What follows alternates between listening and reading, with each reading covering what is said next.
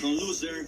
Y tenemos ahorita ya la visita de Siddhartha, como lo estábamos anticipando. Inclusive ya la gente que ganó las dinámicas para un pequeño meet and greet, pues están listos del otro lado de la cabina. Siddhartha, pues bienvenido a la cabina Radiológico 100.1. ¿Qué tal? Un gusto estar por acá. Un gustazo. Primera ocasión. No, es primera ocasión presencial. Presencial, sí. Ya habíamos tenido la oportunidad de platicar el año pasado, me parece.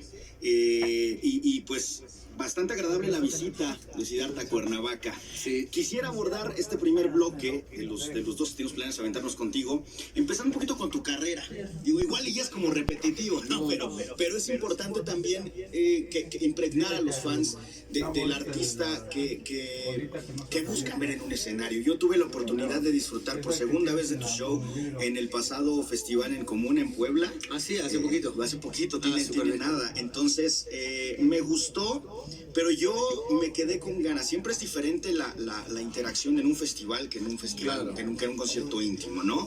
Y platicando un poquito cómo ha sido todo este proceso de la separación, o más bien de esta salida, de esta decisión que tú tomas en tu carrera musical después de Zoé, al momento de definirte como artista. ¿Cómo fue este proceso también tuyo a nivel creativo?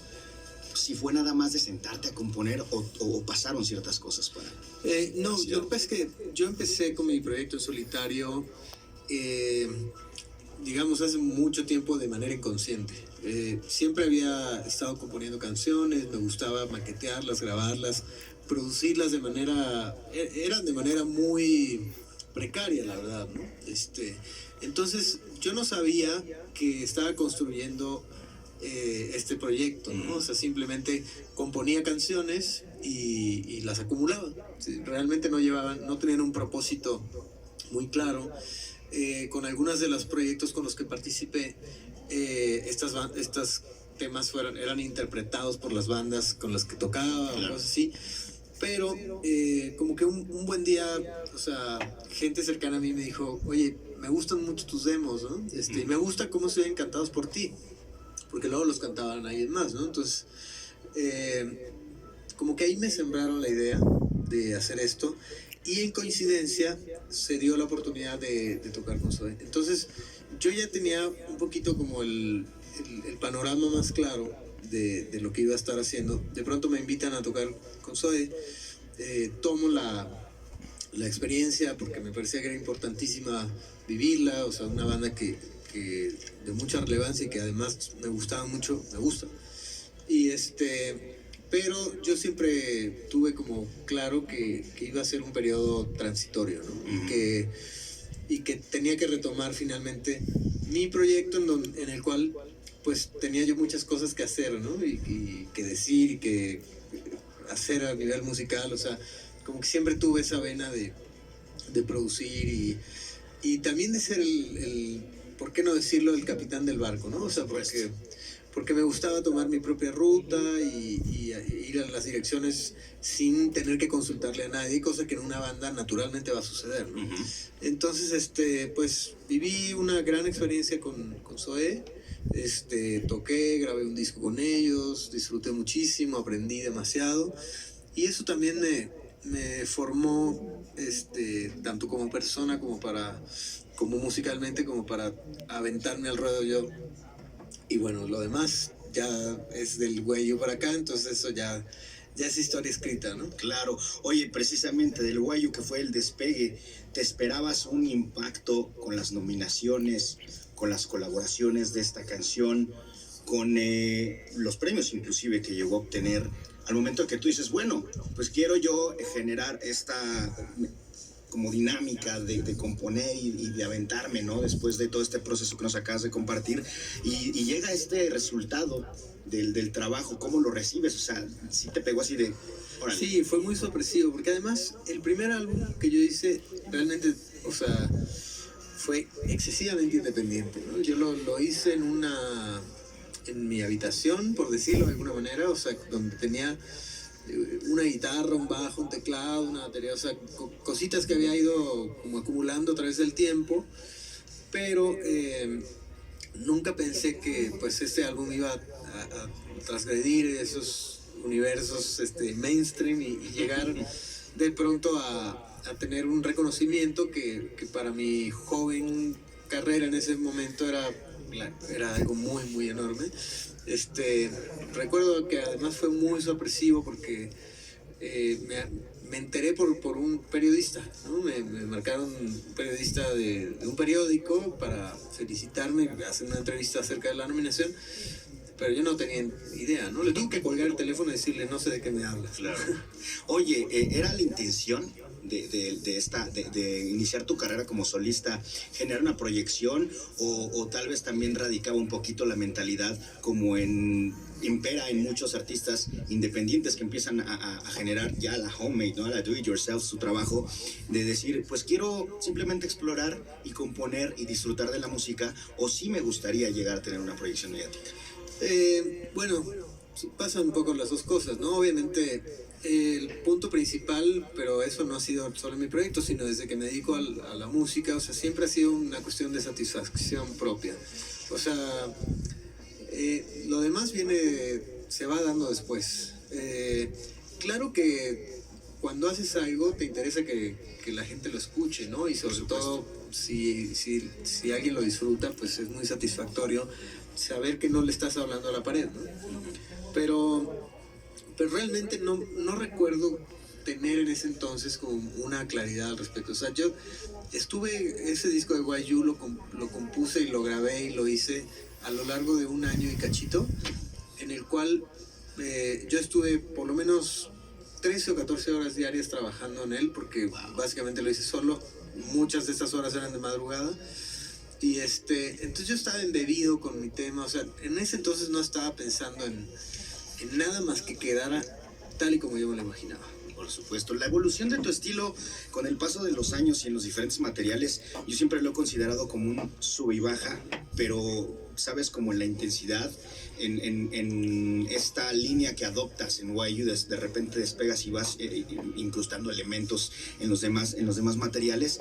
Esta cuestión creativa ha tenido influencia bajo ciertos esquemas que tú has explorado musicalmente escuchando, de decir, no sé, tuve 5 años escuchando este estilo de música y se lo voy a impregnar al siguiente material porque tal vez es lo que me trae ahorita en el momento, ¿no? Yo inclusive hice mis anotaciones porque se me hace muy difícil recordar las playlists y los artistas que de repente escucho, ¿no? Sí. Pero últimamente... Igual, no me vayas a preguntar una lista. No.